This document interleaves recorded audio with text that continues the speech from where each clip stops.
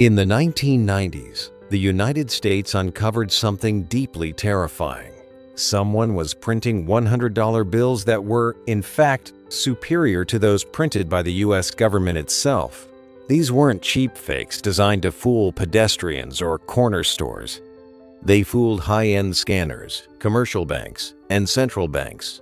At one point, they even fooled the U.S. Treasury. If a government can't tell real money from fake, does the currency have any value left? This is not an urban legend. This is a cold, hard reality, officially investigated by the U.S. Secret Service. They gave it a code name, C14342. And this is the story of the Supernote. 1989, Manila, the Philippines. It began with a routine cash transaction. Inside a bank, a veteran teller accepted a $100 bill.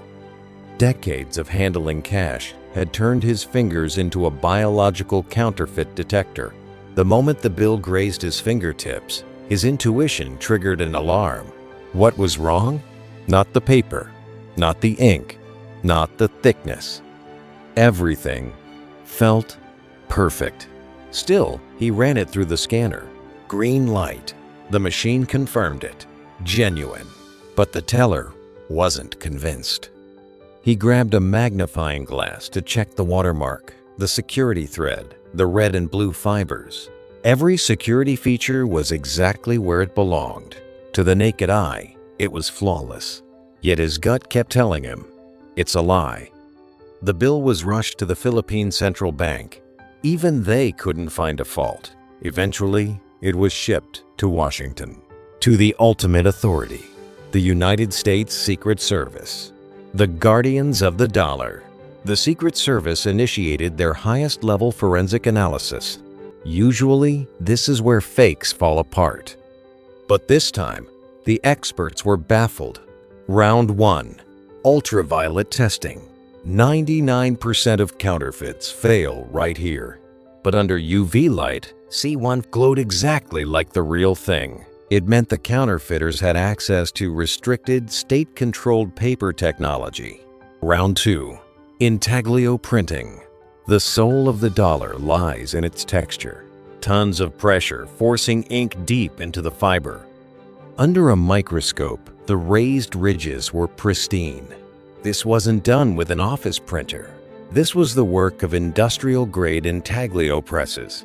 Round 3. Spectral analysis. The chemical formula of the ink is a top-level national secret. On the screen, the spectral curves were a perfect match. Round 4. Geometric precision. The experts realized something deeply ironic.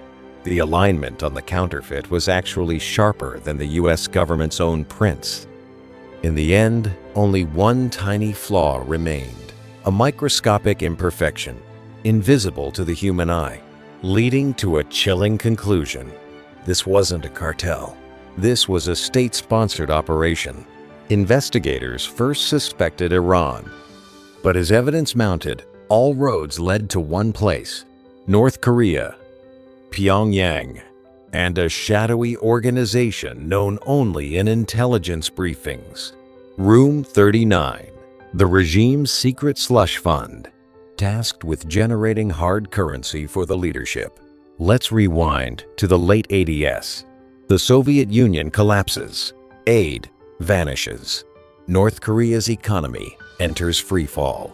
To survive, Pyongyang makes a desperate choice. Weaponize the state machinery to clone the US dollar. First, the hardware. Through European shell companies, they covertly acquired Swiss printing presses. KBA Giori, the Rolls-Royce of money printing. The exact same machines used to mint real dollars. Next, the ink. US bills use optically variable ink, or OVI, a substance monopolized by the Swiss firm SICPA, known in the industry as liquid gold. How North Korea got their hands on it remains a spy thriller mystery. Finally, the paper. Dollars aren't printed on paper. They are a fabric blend. 75% cotton, 25% linen, To replicate that distinct feel, they reverse-engineered an impossible supply chain.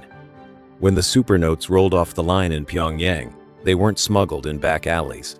They were carried in diplomatic pouches.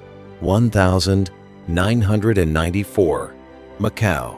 5 diplomats caught with $430,000 in fake bills. 1,996. Cambodia. A man with a diplomatic passport arrested with $200,000 in Supernotes. The cash flooded into Russia, Eastern Europe, and Southeast Asia. Sold to syndicates. Funneled to terrorists. Investigators even found links to the Irish Republican Army within the distribution network. Ideology crumbled in the face of perfect cash. The United States was terrified. Because if you can't trust the money, the economy collapses. Washington had one option: reinvent the dollar. 1,996. The Big Head Bill is released. 2003. Another security update. 2013. The Benjamin gets a 3D blue security ribbon. It is now one of the most secure banknotes on Earth. But the war isn't over. As the world goes digital, printing cash feels analog. Room 39 has shifted battlefields. Their new weapon is the keyboard. Enter the notorious Lazarus Group. From counterfeit bills to crypto heists, the methods evolved, but the logic remains. If you can't earn dollars by the rules, break the rules and take them. The most disturbing part of this story isn't the technology, it's the intent. When a nation commits its entire sovereignty to forging another's currency, it isn't committing fraud. It is waging a silent financial war. So, next time you hold a $100 bill, take a closer look. Because sometimes the most dangerous things in the world aren't the fakes. They are the fakes that are too perfect to be true. If you liked this video, don't forget to hit the like button and subscribe. See you next time.